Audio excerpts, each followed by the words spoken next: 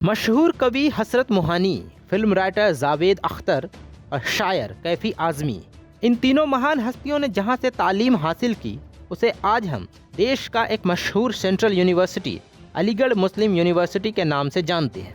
अलीगढ़ मुस्लिम university की नींव 1875 में सर सैयद अहमद खान ने रखी थी। सर सैयद अहमद खान को मुसलमानों को मदरसों से निकालकर स्कूल तक पहुंचाने का श्रेय दिया जाता है। आधुनिक शिक्षा के प्रेरक और उर्दू नस्र के प्रवर्तक सर सैयद अहमद खान ने न सिर्फ शैली ही नहीं बल्कि हिंदुस्तानियों के एहसास के ढंग को भी बदला। उन्होंने वैज्ञानिक, तथ्यात्मक और तर्कपूर्ण विचारों को बढ़ावा दिया। उनके आंदोलन ने शायरों और नस्र लिखने वालों की एक बड़ी संख्या को प्रभावित किया। सर सैयद की गिनती हिंदुस्तान के बड़े सुधारवादियों में होती है।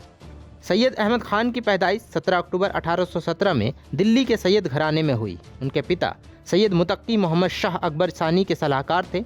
दादा सैयद हादी आलमगीर शाही दरबार में ऊंचे पद पर आसीन थे और नाना जान ख्वाजा फरीउद्दीन शहंशाह अकबर सानी के दरबार में वजीर थे। पूरा परिवार का मुग़ल दरबार से ताल्लुक़ था। उनकी माता अजीज़ुन निसा बहुत ही अमीर घराने की महिला थी। सर सैयद के शुरुआती जीवन पर उनके शिक्षा का गहरा प्रभाव है। अपने नाना ख्वाजा फरीउद्दीन से उन्होंने शिक्षा प्राप्त की और फिर अपने खालू मौलवी खलीलुल्लाह की संगत में अदालती कामकाज सीखा। सर सैयद को पहली नौकरी आगरा की अदालत में नायब मुंशी के रूप में मिली और फिर अपनी मेहनत से वो तरक्की पाते रहे।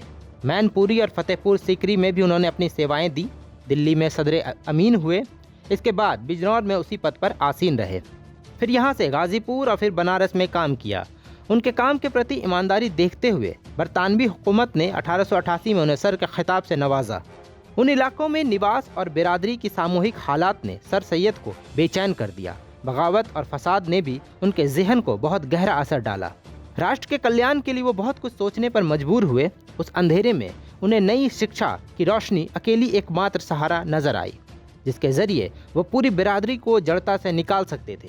अतः उन्होंने फैसला किया कि इस बिरादरी के जहन से अंग्रेजी ज़बान और वेस्टर्न शिक्षा से घृणा को ख़त्म करना होगा। तभी उन पर बंद किए सारे दरवाजे खुल सकते हैं, वरना ये पूरी ज़िंदगी खानसामा और सेवक बनकर ही रह जाएंगे।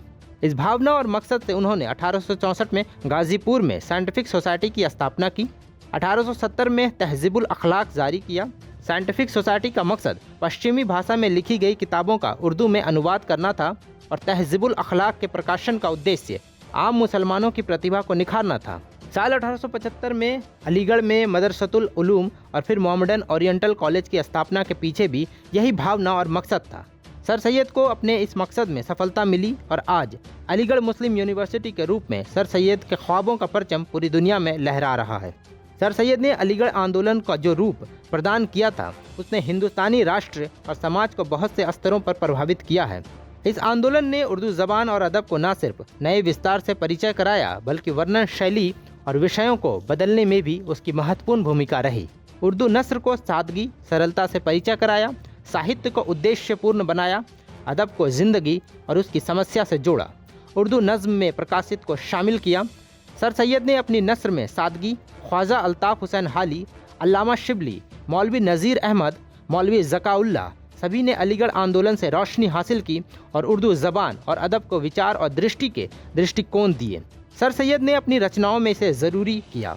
उनकी रचनाओं में असारुस सनादीद, असबाब बगावत हिंद, खुतबात अहमदिया, तफसीरुल कुरान, तारीख़ सरकशी बिजनौर बहुत ख़ास है। असारुस सनादीद दिल्ली की प्राचीन ऐतिहासिक इमारतों के हवाले से कीमती दस्तावेज़ है। वहीं असबाब बगावत हिंद में गदर के हालात दर्ज हैं।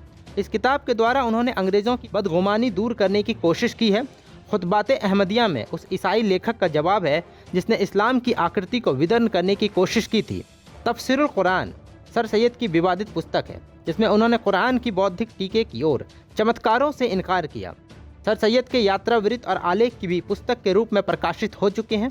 एक महान शिक्षक आंदोलन के जनक सर सैयद अहमद खान का इंतकाल 27 मार्च 1898 में हुआ। वो मुस्लिम यूनिवर्सिटी की जामा मस्जिद के अहाते में दफन है।